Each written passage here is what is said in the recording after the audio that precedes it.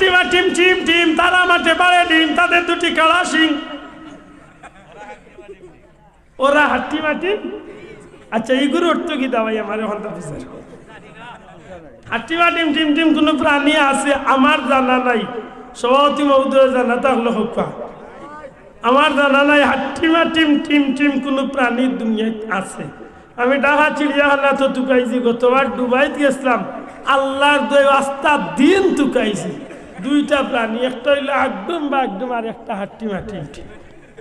অত দোকানে তুকাইছি যে একটা বার দেখমু দই মূলত ইলা কোনো প্রাণীও দুনিয়ায় নাই তার পাইতাম কিনা তা হাসা করে হক্কা চাই যে একটা দুনিয়ায় অস্তিত্ব নাই একটা যদি আমার বাচ্চারে শিক্ষা দেই তাইলে আমার বাচ্চারে হাসা খান নিকাইছি না মিশা খান নিকাইছি শোনা ভাই নজরে মাত্রইব হাসা খান না মিশা খান তো মিশা শিখলে আমার বাচ্চা আল্লাহর নাম শিখছে মাত্তা নাই মিশা শিখলে আল্লাহ নাম শিখছে ইবার তো মিশা শিখছে আর ইবাদি লগই আরো খান পাইছে একদম বাগডুম গুলাডুম সাহায্যে মাদরটা খোকা ডাক ডুল ডাক ডুল বাজে কয়েকদিন বাদে আপনার একটু বড়ইয়া কইবা আব্বা ওয়ানো পড়ছি টুথ পড়ছি ডাক ডুল বাজে আমার একটু আন্নাইলে মানতাম না বা তো খাইতাম না দেওয়ান মুসলমানের ঘরে ডাক ডুল দিতে তো মারতাম নাই তো সেনে দিতে না এখন শুনছি মেসা বেগকে গান গাই দিছে আমার মরণ কালে ডুলবাসি বা যাইও তরিকা ও মজা শুট দিছে আমি কপাল বুড়া খোঁজ কিতাবে আল্লাহর অলি হুলতলি যাবে মানুষের দমর জিকির দিয়া হইতা বাবা হল রে শ্বাস টান দিতে লাই লাহা সারতে ইল্লাল্লাহ পড়িয়ে ও কারণে এমন একদিন আইব হাত পা চোখ মুখ সব তার ক্ষমতা স্তব্ধ হয়ে যাব মানুষে চাইলে মারতেও পারত না চাইলে সহ্য করতেও পারত না ওই সময় যদি তুমি দমর লগর জিকিরের অভ্যাস করিলাও তে শ্বাসর লগে তোমার ইমান নসিব হইয়া জমিন তলে বিদায় হইয়া যাবে আল্লাহর অলি হলে মানুষের শিক্ষা দিচ্ছেন মৌতর সময় ইমান লইয়া যাইবার কথা আর বাঘে খাওয়ায় নাফর মানে খোফাল ঘুরায় গান বার করছে কলিমা কালাম বাই কোনো কিছুর দরকার নাই কিতাব দরকার ইটুন্ডার দরকার কিতাব আছে কলিমা কালাম বাই কোনো কিছুর দরকার নাই আমার বাবা গলের কিতাব আমার বাবা গলের গুণ কীর্তন গাইও গো মরণ কালে ডুলাই একটা তার পেটটা ওগুর পেটও ডুল একটা কোফাল ফুরা কতল বৈতল কবিসান জুরে হকাল আউযুবিল্লাহ যুবক ভাই জুরে হন আউযুবিল্লাহ মরণের সময় আমরা ডুলবাসী উনতাম চাই না আল্লাহর নাম উনতাম চাই আর তুলিয়া হোক কিতা উনতাম চাই আল্লাহর নাম উনতাম চাইনি আল্লাহর ওয়াস্তে আল্লাহর নাম খাবো আল্লাহ আল্লাহ ওতারে একটাই ওতারে আনিয়ে দাওয়াত তো খাবাই না আমরা সিলেট আইলে তো ওইলা মানে বুলা এন্ডা দিয়ে ঘুরে খাওয়া কোহাল বুলা হ্যাঁ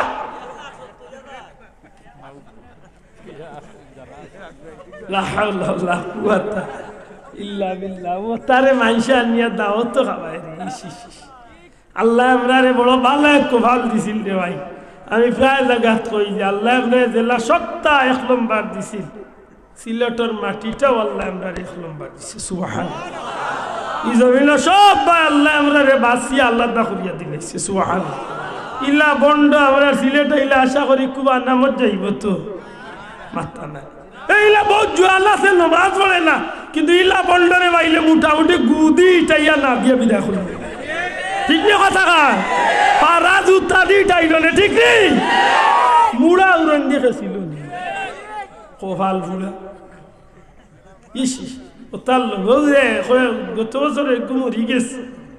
গুজি আছে বাবা দেওয়ান বাকি তার মুড়ি দগলরে কইছে যে যখন তুমি আল্লাহর সাথে আসা তুমি দেখা করতে যাবে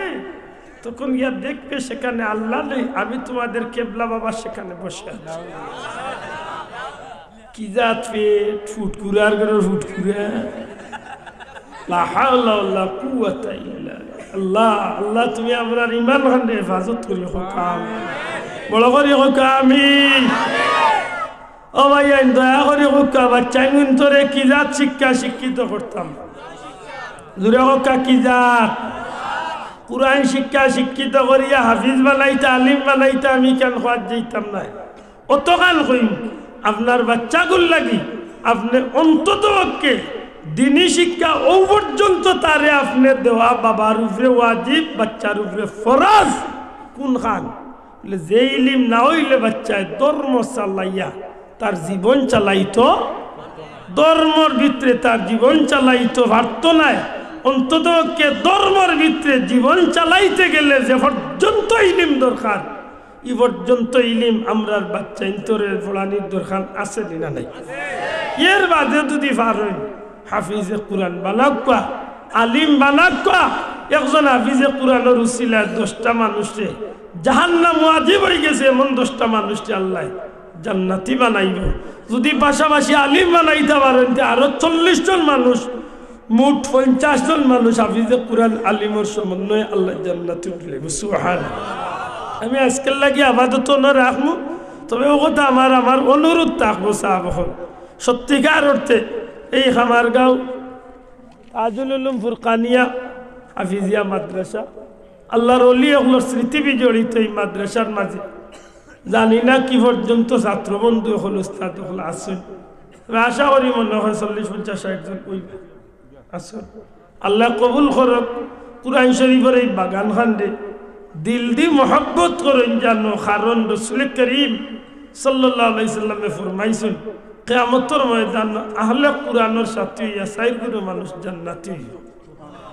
বড় করে সুবহানাল্লাহ।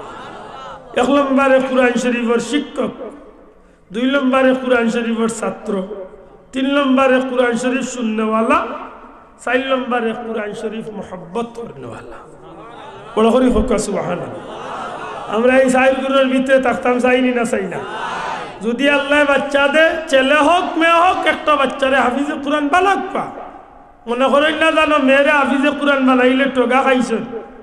আল্লাহর জাত সাক্ষী, যত মেয়েরা হাফিজে কুরআন হইতা মেয়ের ইজ্জত আল্লাহ বাড়াইয়া দিলে। মানুষ নি চাব ইটা মেয়ের ইজ্জত বাড়ি যায়। অনেক লন্ডনী আমেরিকানি বহুত বিদেশি বালাওয়ালা ফ্যামিলির মানুষ গরিবর মেয়ে হাফিজে কুরআন দেখিয়া ইজ্জতর সহিত নিজের খরচ দিয়া তারা লইয়া যায়। ঠিক নি যাব?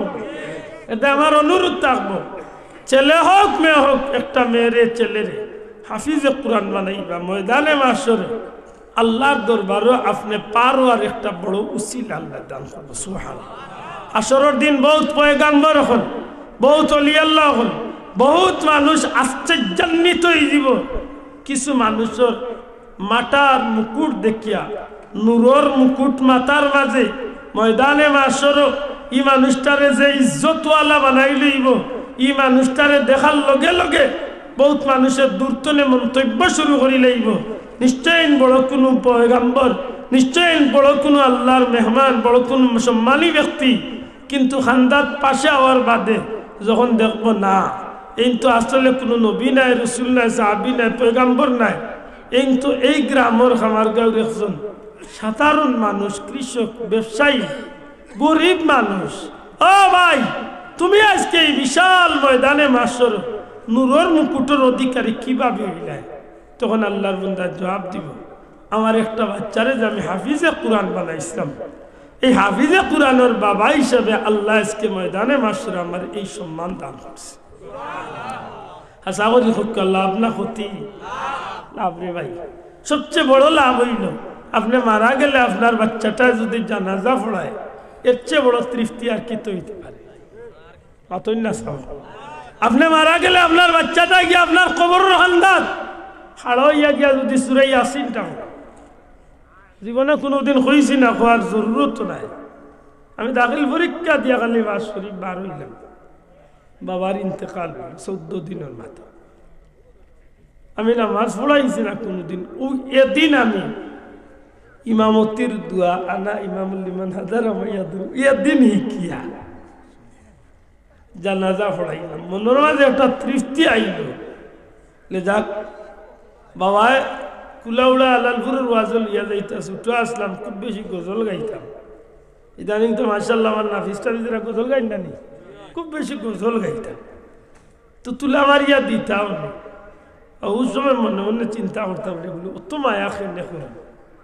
মরার বাদে 40 দিন লাগাতার কবর খান্দাত লইয়া সূরা রহমান আর রহমান আর সূরা ইয়াসিন তিলাওয়াত আমার মনের মাঝে একটা তৃপ্তি মনের মাঝে একটা প্রবোধ আমার পীর মুর্শিদ ফুলতলি সাহেব কিবলার জবান থেকে অসংখ্যবার আমরা এই কথাগুলো শুনছি যে কোনো মানুষ যদি মা বাপরে নারাজ করিয়া দুনিয়ায় তুমি বিদায় করলে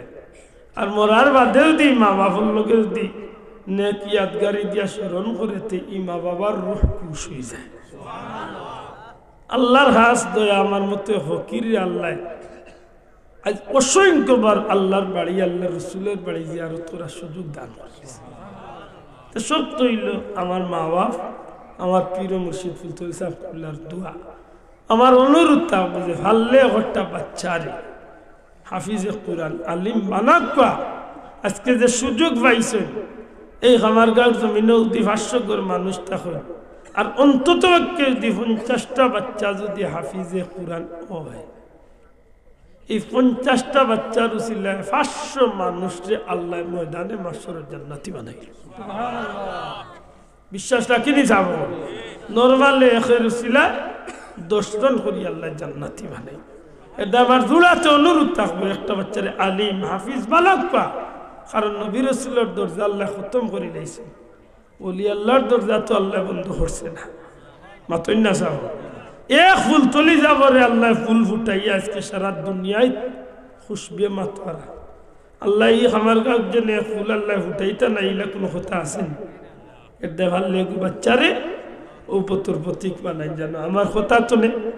বলবে আদবি জোড়াতে মাফ চাই আর আল্লাহ আস্তে ক্ষমা করেন জানো আমার মুরব্বী আমার শ্রদ্ধাভাজন সভাপতি মহোদয় আমি ওয়াদা দিছিলাম আল্লাহ আমার কোনো রকম ওয়াদা খান পূরণ করাইছিল ভালোবাসা